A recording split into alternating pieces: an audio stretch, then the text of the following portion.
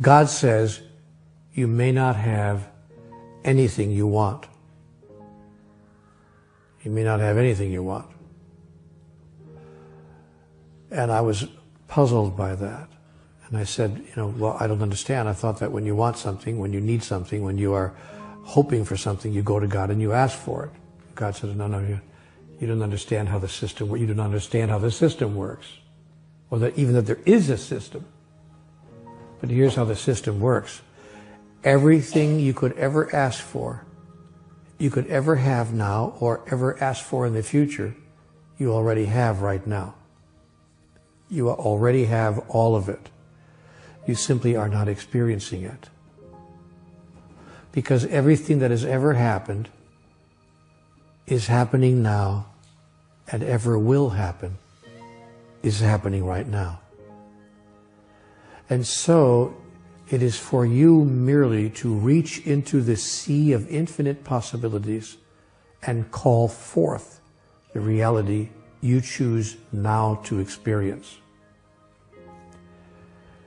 And you do this, you call forth from the sea of infinite possibilities the reality you choose to now experience through three devices mainly: thought, word, and action.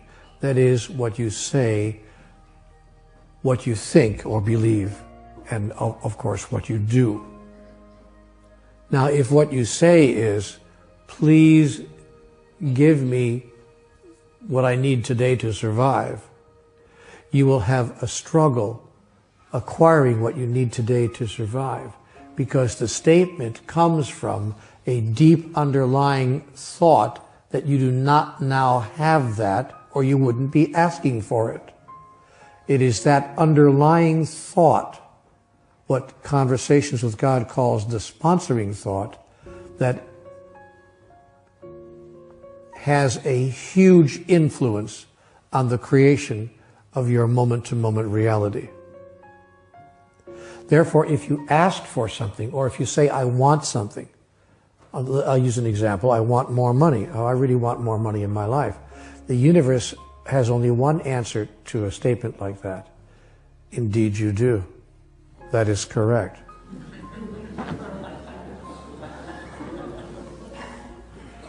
See, the universe only says yes.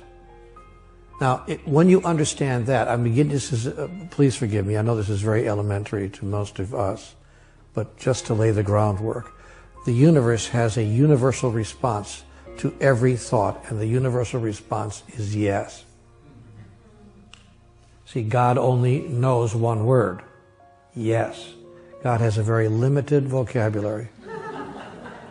God says yes, yes, yes. Yes to what? Yes to whatever you think, say, or do. God says yes. Now the good side of that is, the positive side is that God never says no. The bad side of that is, for those who don't know how the system works, God only says yes.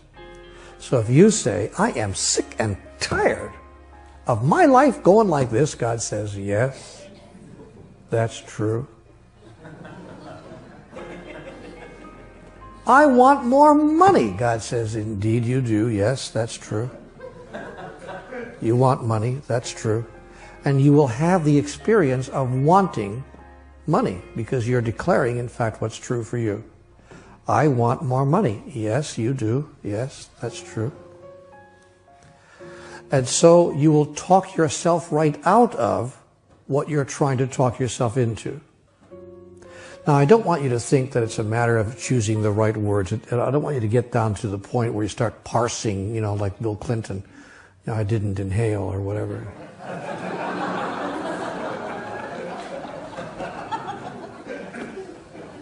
I don't want you to feel that you got to start parsing the language and worrying about every single syllable that you utter that proceeds from your mouth.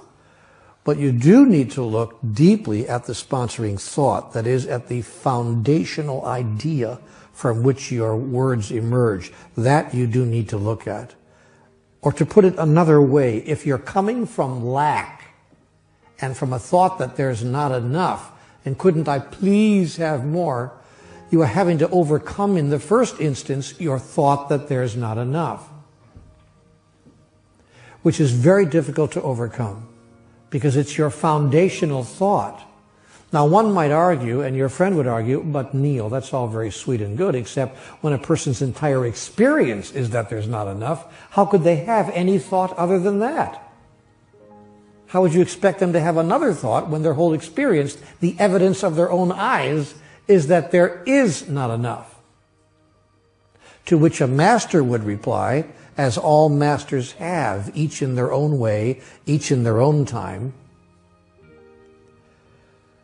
judge not by appearances.